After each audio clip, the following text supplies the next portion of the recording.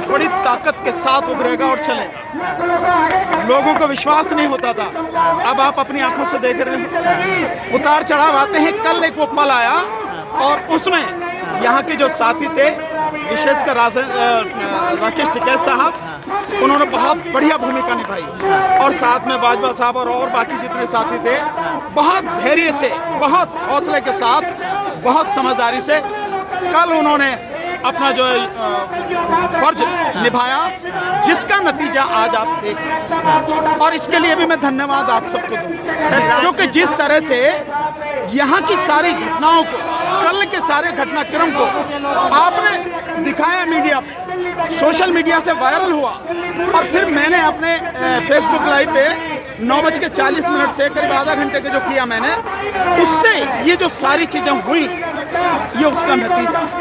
तो जो लोग ये समझते हैं कि किसान कमज़ोर हैं, किसान जानते नहीं हैं और जो गोदी मीडिया है वो जो मनमानी चाहेगा कर लेगा, कल उसने की भी, उन्हें ये समझ में आ जाना चाहिए कि तुम्हारी कोई भी चाल, कोई भी षड्यंत्र यहाँ कामयाब नहीं होगा।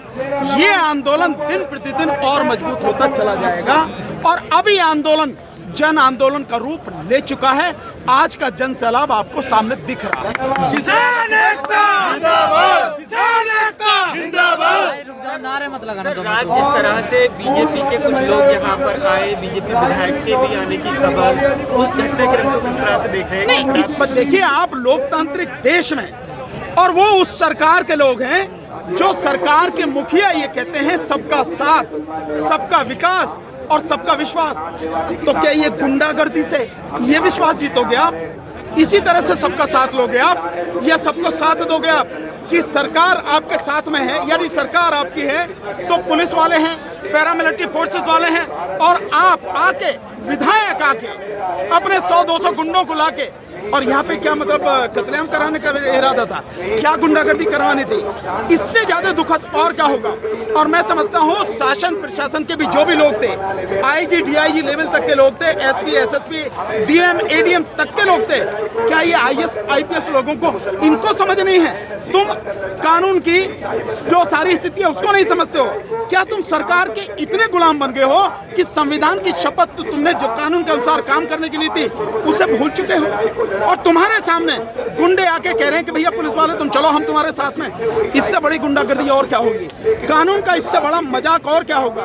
संविधान की इससे ज्यादा धज्जियां और क्या उड़ाई जाएंगी? ये सब कुछ उन्होंने कल किया और मैंने जैसे पहले कहा कि वो इस गुंडागर्दी के दम पर इस आंदोलन को खत्म करना चाहते हैं। जन आंदोलन जब होता है और विशेषकर किसान का आंदोलन, और ये आंदोलन न केवल इस देश में बल्कि दुनिया के इतिहास में दर्ज हो चुका है। इतना बड़ा और इतना मजबूत आंदोलन, आप समझ रहे हो कि क्या 500 200 या 1000 गुंडे लाके इस आंदोलन को खत्म कर दोगे? ऐसा संभव नहीं है। और मैंने जैसा अभी मंच से कहा, फिर मैं ये कह रहा हूँ कि जिस तरह से आप कानून को हाथ में ले रहे हो और सरकार आपके साथ में खड़ी है, पुलिस तमाशा देख रही है, सारे अधिकारी सारे सब चीजों को सामने अपने सामने होते हुए देख रहे हैं, इसका मतलब ये माना जाए अभी षड्यंत्र शामिल है। अगर ये लोग भी, ये जो जन समूह है, ये भी अपना धैर्य खो दे, ये भी कानून को 1 मिनट के लिए ताक पर रख दे और न माने कानून को, तब क्या हाल होगा? कितने लोगों को चोट होगी, कितने लोगों को दिक्कतें खड़ी हो जाएंगी।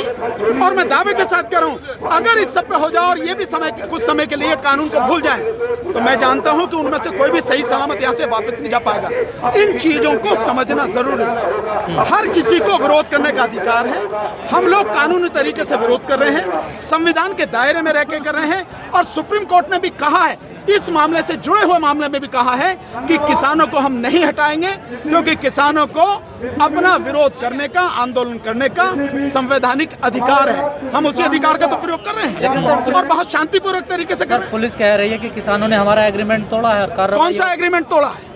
ट्रैक्टर परेड का निकालने को। उन्हें बताओ कौन सा एग्रीमेंट है। और अब मैं आपको बताता हूँ कि एग्रीमेंट क्या है।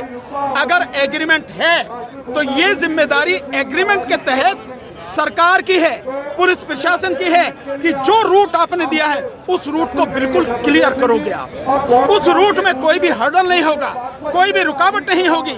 आप देख रहे हैं कि ये 3 लेन वाला रोड है, इसके पीछे 3 लेन वाला है। जब यहाँ पर पीछे 10 किलोमीटर तक ट्रैक्टर खड़े हैं और ये दोनों तरफ 1-1 मीटर की दीवार खड़ी है, ये दीवार आपने तोड़ी नहीं है, जो रास्ता आपने दिया था उस रास्ते को आपने बिल्कुल कॉरिडोर नहीं किया, बनाया नहीं सही तरीके से, साफ नहीं किया। जिम्मेदारी आपकी थी और आपने आगे जो है बैरिकेड लगा दिए, कंटेनर डाल के रास्ता रोक दिया। व्यक्ति ना इधर जा सकता है ना इधर जा सकता है, और कंटेनर डाल कर ऊपर से सेलिंग कर रहे हो आप, आंसू गैस के गोले छोड़ रहे हो। और लोग जो यहाँ पे आए हैं वो दिल्ली के रास्ते को नहीं जानते हैं, और ये रास्ता यहाँ से लेके दिल्ली तक कोई कट नहीं है, दिल्ली ही जाके मिलेगा। रिंग रोड में टच हो गया, मिलेनियम पार्क पे जाके तो आदमी वहां तक पहुंच ही जाएगा। ये जिम्मेदारी आपकी थी कि जो रूट आपने बनाया वहां से उसी रूट पे निकालते। ये जो बीच की जो डिवाइडर है इसको तोड़ते, आप रास्ता बनाते, नहीं किया आपने। अगर हम में से कोई तोड़ता तो इस बात पे हम पे जो भारतीय दंड संहिता की धारा यानी आईपीसी की धारा 427 में मुकदमा हो जाता। मतलब हम पीसफुल तरीके से काम करने आए हैं और तुम्हारे जाल में फंस के जो तुमने हमारे साथ षड्यंत्र किया है उसके लिए गुनहगार कौन है? क्या पुलिस प्रशासन नहीं है उसके लिए गुनहगार? क्या सरकार गुनहगार नहीं है? क्या गृह मंत्री का षड्यंत्र इसमें शामिल नहीं है? क्या उनके खिलाफ एफआईआर नहीं होनी चाहिए? अगर सर पुलिस से गलती हुई है तो किसानों को गलती नहीं, पुलिस से गलती की बात नहीं है। पुलिस इस बात से नहीं बच सकती कि उससे गलती हुई है। पुलिस की जिम्मेदारी है, जिस दिन गणतंत्र दिवस की परेड है पूरी दिल्ली को हाई अलर्ट पर रखा जाता है। जो जोन है वहां से अगर आप जाते हैं तो उधर से विजय चौक से लेके और लाल किले तक पूरा रूट सील कर दिया जाता है। लेकिन कैसे लोग वहां पहुंच गए? और जो वीडियोस आ रही हैं उनमें तो पहले से पता है कि किसानों के पहुंचने से पहले 1000 लोग वहां पे ऑलरेडी थे। पुलिस वहां पे आराम से बैठी थी। किसका षड्यंत्र है ये? पुलिस अपनी जिम्मेदारी से इसलिए बच सकती है कि हमने नहीं किया तो आप कर लो। आप ऐसा नहीं होता है। जब गणतंत्र दिवस की सुरक्षा की जिम्मेदारी आपकी है, और यही नहीं, अगर आप थोड़ा सा पीछे चले जाओ तो 25 तारीख को दिल्ली के जो पुलिस कमिश्नर है उन्होंने ये कहा था कि हमसे जो रूट तय हो गया है हम उस रूट की व्यवस्था करेंगे। हमें मालूम है कि कुछ असामाजिक तत्व भी हैं, कुछ लोग गड़बड़ी कर सकते हैं, हमने उनको सबको आइडेंटिफाई कर लिया है, हम इस बात का ध्यान रखेंगे। तो क्या ध्यान रखा आपने? लोग वहां तक पहुंचा दिया आपने। और क्योंकि वो बीजेपी के लोग थे, प्रधानमंत्री गृह मंत्री के साथ में जिनका फोटो है, ये ध्यान रखा आपने। जो सनी देओल है, हेमा मालिनी हैं और धर्मेंद्र जी हैं, तीनों के तीनों बीजेपी के सांसद हैं, उनके साथ में फोटो है उनकी। तो यानी बीजेपी का आदमी है, आपका आदमी झंडा फहरा रहा है वहां पे, अपमान कौन कर रहा है? आपका आदमी। तो क्यों नहीं गृह मंत्री के खिलाफ और प्रधानमंत्री के खिलाफ भी एफआईआर करनी चाहिए, उनके खिलाफ भी इन्वेस्टिगेशन होनी चाहिए। सर, जो दिल्ली पुलिस कह रही है कि जो भी हिंसा किसान नेता फैला रहे हैं उन पे देशद्रोह के तहत यूएपीए के तहत मुकदमा होगा।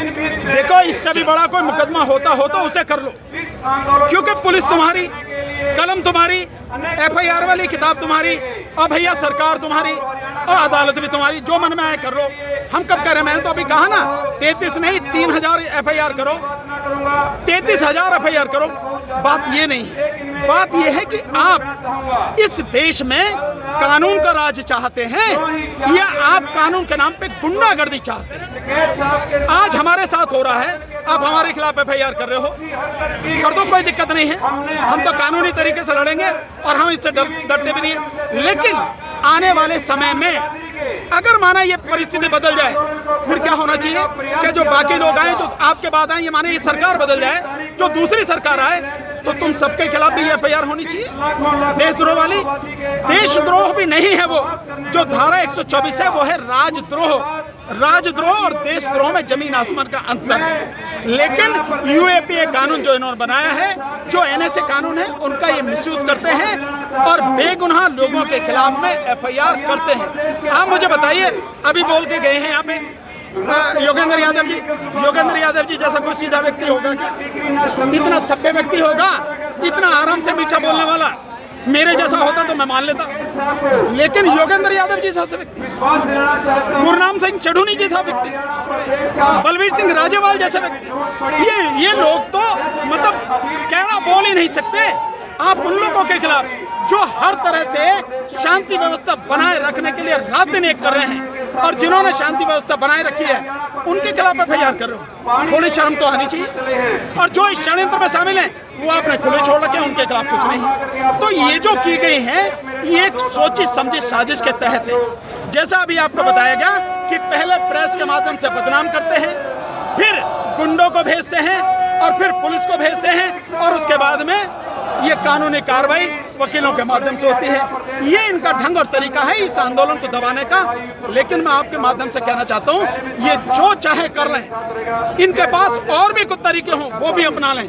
ये आंदोलन न तो रुका है, न झुका है, न टूटा है, न आगे भी न झुकेगा, न रुकेगा, न टूटेगा और 1 मिलीमीटर भी पीछे नहीं हटेगा, आगे बढ़ेगा और जीत के बाद ही रुकेगा, उससे पहले नहीं। लेकिन सर ये तो आंसू समंदर में तब्दील हो गए। कौन? टिकैत साहब के आंसू तो समंदर आप में देख सकते हो हमारे एक एक नेता का आंसू कितना कीमती है। अब आप समझ लो, आप अगर सारे नेता ही थोड़ी देर के लिए रो दें, उनके थोड़े थोड़े आंसू आ जाएं, तो आप समझ लीजिए पूरा देश यहाँ पे दिखेगा। पूरा देश हिल जाएगा। दिखेगा ना, दिखेगा। ये समझना, ये आंसू की बात नहीं, ये उस सच्चाई की बात है जिस सच्चाई के आधार पर किसान ये आंदोलन कर रहा है। ये सारे के सारे लोग नासमझ नहीं है, ये जानते हैं हमारा एक नेता अगर यहाँ रो रहा है, और किसके लिए रो रहा है, वो ये कह रहा है कि किसानों को मारना चाहते हैं, और ये हकीकत है।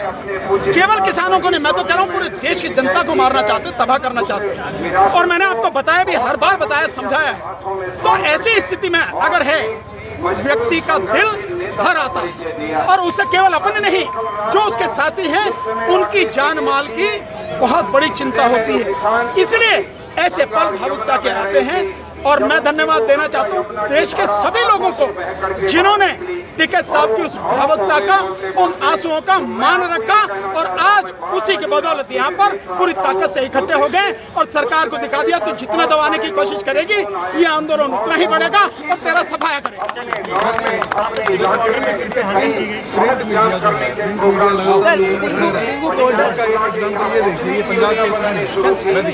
साहब 2 मिनट दें, उसके बाद दिखा लीजिएगा। अभी इंटरव्यू फोटो क्या कह रही है सर? ये फोटो देखिए किस एंगल से ली गई है। इसको फ्रंट पेज पे अगर प्रिंट मीडिया छापेगा तो क्या इसका नहीं, देखिए जो मीडिया है, प्रिंट हो या इलेक्ट्रॉनिक हो, वो तो अपनी हरकतों से बाहर आएगा ना, उसके विषय में सोचना है। वो तो ऐसे करें। सर सिंघू बॉर्डर पर आज मामला हुआ है, कहा जा रहा है जो घटना कल यहाँ हुई, स्थानीय लोग बताए जा रहे हैं सर, मीडिया के जरिए, मेन स्ट्रीम मीडिया के जरिए। देखिए जो मेन स्ट्रीम मीडिया, कल आपने देखा होगा जब साथी चले गए तो जो टेंट लगे हुए थे, होल्डिंग, स्वाभाविक है उनको वहां से हटाना था और हटा के एक जगह रखना था, लेकिन उन्होंने दिखाया सब टेंट उखड़ गए, सारे किसान चले गए, कहीं भी नहीं रहा कुछ भी, बस आंदोलन खत्म। अब उन पे जो गुलाम मीडिया है, जिसे आप गोदी मीडिया कह रहे हो या मेन स्ट्रीम मीडिया मत कहना, मेन स्ट्रीम आप हो, वो तो गुलाम और दलाल मीडिया है। उस मीडिया को यहाँ के दिखाओ कि ये उखड़ गया है या और भी जबरदस्त तरीके से जम गया है। उसका काम यही है क्योंकि वो गुलामी करता है, वो बीजेपी का और मोदी सरकार का प्रवक्ता बन के काम करता है जो उसका काम नहीं है। इसीलिए वो बेईमान हो चुका है, ईमान उसने गिरवी रख दिया है, बेच दिया है। उस मीडिया की कोई चिंता करने की जरूरत नहीं है। और रही उसकी जो वो दिखा रहा है कि लोकल आदमी है, लोकल नहीं है, हम सब जानते हैं वो सारे के सारे बीजेपी और आरएसएस के गुंडे हैं। हम सब जानते हैं सारी चीजों को, तो हमें बताने की जरूरत नहीं है। मैं तो आप सबका धन्यवाद दूंगा, आप जाके कवर करो और दिखाओ कि भैया ये लोकल हैं, और उनसे पूछा भैया घर का पता बता दे, कहाँ है तेरा, कहाँ पे रहता तू, सिंघू बॉर्डर पे, कहाँ पे रहता, नरेला में, उनसे पूछो आप, नहीं है, क्योंकि वो आरएसएस और बीजेपी के बाहर चलाए हुए गुंडे। सर आखिरी सवाल, आंदोलन को अब किस ओर देखते हैं? बहुत बढ़िया, बहुत मजबूती से बढ़ेगा और जो आज आप देख रहे हो, अब इससे कहीं ज्यादा मजबूती से आंदोलन ये आगे बढ़ेगा। और केवल यही नहीं, सिंघू बॉर्डर का आंदोलन भी और तेज होगा, जो टिकरी बॉर्डर का है वो भी बहुत तेज होगा, और अब शाहजहांपुर बॉर्डर वाला भी आंदोलन बहुत तेज होगा, क्योंकि किसान ये जान चुका है ये सरकार गुंडागर्दी के दम पर सबको तबाह करना चाहती है और किसान ये होने नहीं देगा, मजदूर इसे होने नहीं देगा, इस देश का युवा इसे होने नहीं देगा, वकील, प्रोफेसर, डॉक्टर इसे होने नहीं देंगे।